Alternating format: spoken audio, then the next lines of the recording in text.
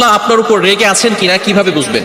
Most important subject, খুবই গুরুত্বপূর্ণ বিষয়। আমাদের অনেক কাজে আল্লাহ তাআলা আমাদের উপর রাগান্বিত থাকতে পারেন। কিভাবে বুঝবেন যে আল্লাহ তাআলা আপনার উপর রেগে আছে কিনা? কয়েকটি আলামতের কথা বলবো। যদি এই আলামতগুলো যদি আপনার ভিতরে দেখেন, তাহলে বুঝবেন যে আল্লাহ তাআলা আপনার উপর রেগে আছেন।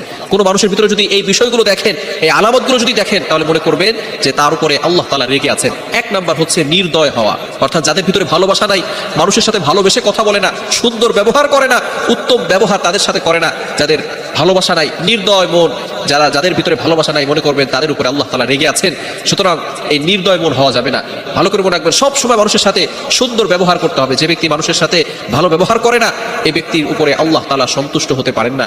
এজন্য অবশ্যই অবশ্যই মানুষের সাথে ভালো ব্যবহার করতে হবে। নাম্বার 2, দ্বিতীয় নাম্বার হচ্ছে কিভাবে বুঝবেন যে আল্লাহ তাআলা আপনার উপরে রেগে আছেন কিনা? দ্বিতীয় নাম্বার হচ্ছে আপনার রিজিকে কোনো বরকত থাকবে না। যদি কোনো মানুষের ভিতরে দেখেন যে তার রিজিকে কোনো বারাকা নেই, দেয়ার উইল বি নো বারাকা ইন হিজ রিজিক, তার রিজিকের ভিতরে কোনো বরকত নাই, যদি সে দেখে, তাহলে মনে করবেন আল্লাহ তাআলা আপনার উপর অসন্তুষ্টি আছেন। আল্লাহ তাআলা পবিত্র কোরআনুল কারীমের ভিতরে নিজেই বলে দিয়েছেন, সূরাতুল আনকাবুতের 40 নম্বর আয়াতে আল্লাহ তাআলা বলে দিয়েছেন ফাকুল্লান আখাযনা বিরাব্বি। এই আয়াতের ভিতরে আল্লাহ তাআলা বলে দিয়েছেন যে যাদের আল্লাহ তাআলা বরকত উঠিয়ে নিয়ে যান, যারা বিশেষ করে যাদের উপর আল্লাহ তাআলা রাগান্বিত হয়ে থাকেন। এজন্য আমরা সব সময় যাতে করে আমরা আল্লাহ তাআলার উপরে সন্তুষ্ট থাকতে পারি, যতটুকু দিয়েছেন ততটুকুর উপরে যাতে করে আমরা সন্তুষ্ট থাকতে পারি। এবং তৃতীয় নাম্বার হচ্ছে মোস্ট ইম্পর্টেন্ট, যারা বিপদে যারা অসন্তুষ্টি হয়। অনেক সময় আল্লাহ তাআলা বিপদ দিয়ে পরীক্ষা করেন, কিন্তু অনেকে এই বিপদ যখনই আসে তখন তারা হতাশ হয়ে যায়, খালি কমপ্লেন করতে থাকে, আল্লাহ তাআলার কাছে অবজেকশন করতে থাকে। আল্লাহ, তুমি শুধু আমাকে দেখলা, আর কাউকে দেখলা না, বিপদে শুধু আমাকেই দেখলা। কত মানুষ আছে সুখ শান্তিতে বসবাস করছে, কিন্তু আমাকেই শুধু দেখলা বিপদে। যারা বিপদে পড়ে অসন্তুষ্ট হয়, স্যাটিসফাই হয় না, তাদের উপরে আল্লাহ তাআলা রাগান্বিত হয়ে যান। এজন্য আমরা সব সময় চিন্তা করব, বিপদে পড়লে অসন্তুষ্টি হওয়া যাবে না, সন্তুষ্ট থাকতে হবে যে আল্লাহ তাআলা আমার জন্য যেটা করেছেন সেটা ভালোর জন্যই করেছেন।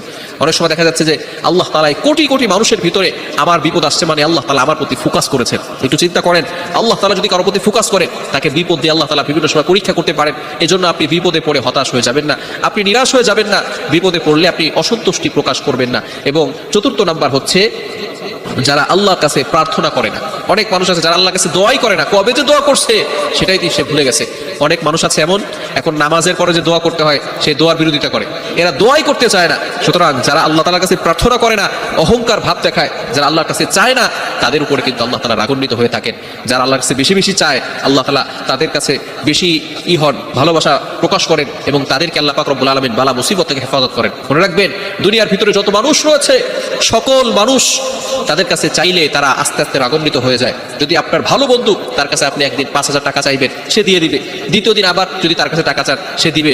তৃতীয় দিন যদি আবার তার কাছে টাকা চান, তাহলে কিন্তু সে দিলেও মনে মনে একটু কষ্ট পাবে, এবং তৃতীয় দিন চতুর্থ দিন আর আপনাকে টাকা দিতে চাইবে না, বিভিন্ন অজুহাত